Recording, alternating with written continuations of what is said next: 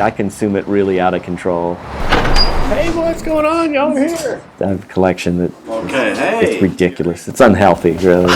People say he's crazy doing what he's doing. Ringo, John, George, that I just found. It was secondhand, but a record dealer was selling it, and I was like, I gotta have that shirt. The man in the shirt is Rush Evans. His Beatles obsession dates back to 1969. I was a kid, and I went down the street to my friend Tommy's house, and his big brother had the Help album, and we would just listen to the Help album every afternoon. We couldn't believe it opened my eyes to rock and roll. And we played our Lawrence Welk spoons on our knees along with these Beatles songs on Help. It changed my life. These are the places he remembers, his love for the music only growing stronger into his teenage years.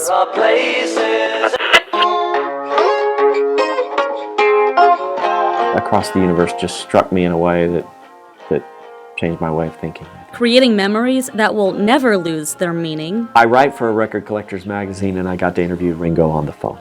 He called my house. I mean, what do you do? I don't even know. That's just the craziest thing in the world. Oh, we got to get in there. I just realized what time it is. And to this day, he hasn't lost affection. My name's Rush. You know the deal. Every Monday from noon to 1, Rush takes his listeners on a journey across Abbey Road, People who love this stuff. down Penny Lane, right past Blue Jay Way. Let's get the show going. It is Off the Beatle Path. Thanks for joining us here at Co-op, y'all. And he hosts the show Are you okay? with a little help from his friend Brandon, another Beatles fanatic. Brandon, should we play Ringo today? Dun, dun, dun, dun, dun, dun. Every time I see your face, it reminds me of the places we used to go. Brandon says the Beatles changed his life. When he was young, Brandon's development noticeably slowed. Let me cue up another song. By the time he was 7, he stopped talking. Look at that, Brandon, your mom. So his mom, Leah, started looking for ways to keep him engaged. Beatles 1 had just come out. That's the only CD I bought, and I popped it into the CD player, and Brendan started singing. And by the end of the weekend, we were singing together, and I was singing harmonies with him. And so then he was like, well, I want more Beatles. So I ended up buying, another Beatles CD, and he wore out the first Beatles 1 CD, and I bought another one, and it just went, on to this.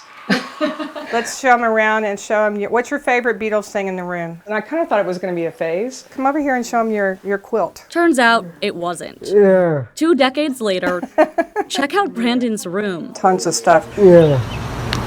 So we're going to go up. So this is Brandon's weekend room. And his second room, which he calls his Beatles museum. And then all of his Beatle books and the albums. It's just a big Beatles room. One big Beatle. It's no wonder when Leah first heard about Rush's show, she knew her son had to join. I said yes because, of course, I was happy to do it. But I'll confess that I thought, gosh, half a school year is a long time to have somebody coming into my show every week. Well, now it's 7 years later, and I love Brandon. I love him being here. Now, every week in this studio, it's the two of them. You want Paul? No, Paul? Brandon decides things like which songs to play, which guests to book, and themed shows to host. George? What about George? More. Okay. Okay, more George. Thank you. See, he's the conscience of the show. And on special occasions, Brandon even gets to host his very own shows. My name is Brandon, and I am your substitute host today, sitting in for my friend Rush. You are probably wondering who I am. And you're probably wondering how he does it. I love the Beatles. Brandon types what he wants to say into his communication device, which, of course, has a British accent. Hearing the Beatles changed my life. British. British. Then Rush plays it into the mic. Spectrum News is here. Like for this show, where I had the privilege of interviewing Brandon live on the air. We've got Steph Menacero. Hey, Steph. Yeah, thank you for having us. This really is a special day. Cliche as it may be, see, I had to ask. Brandon, who would you say, if you had to pick, your favorite Beatle is?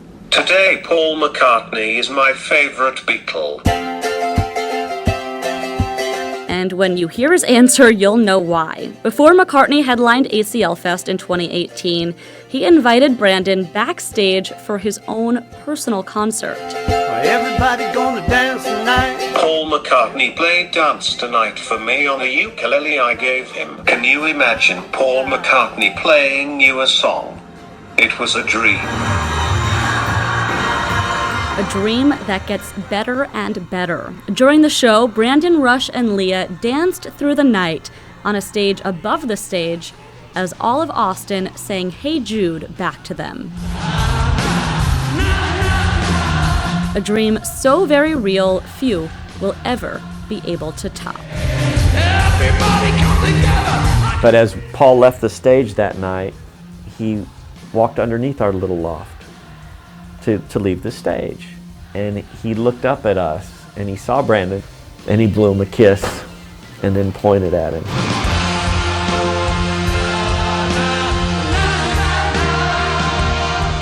It was one of the most powerful moments of my life, and probably for most of the folks in Austin that night too. Welcome back to Off the Beatle Path. This is Brandon. Rush says his friendship with Brandon reminds him of the places he used to go.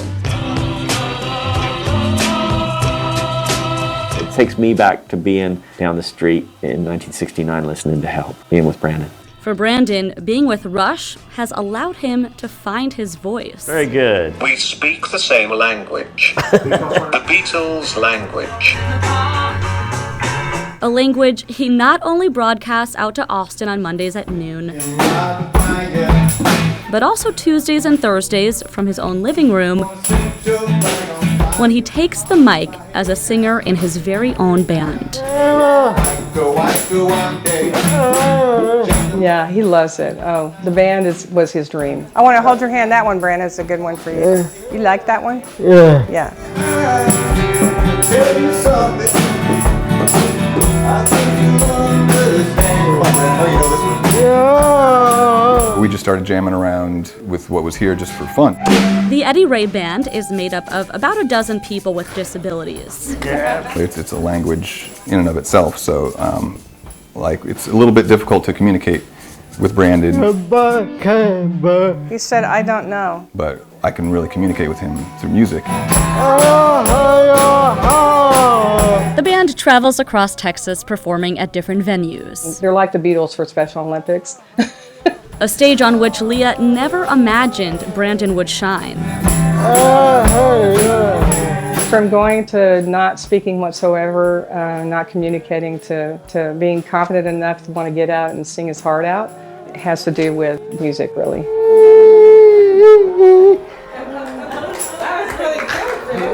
Music with a message so big and so powerful, it reaches across the universe. Hey Brandon, I want to say that I'm lucky to have you as my friend too, and I thank you for being here every week as we go off the Beatle path together. Brandon, I'll see you. Music which did in fact change their world. This is Brandon, signing off until next time. And don't forget, all you need is love. Steph Manacero, Spectrum News.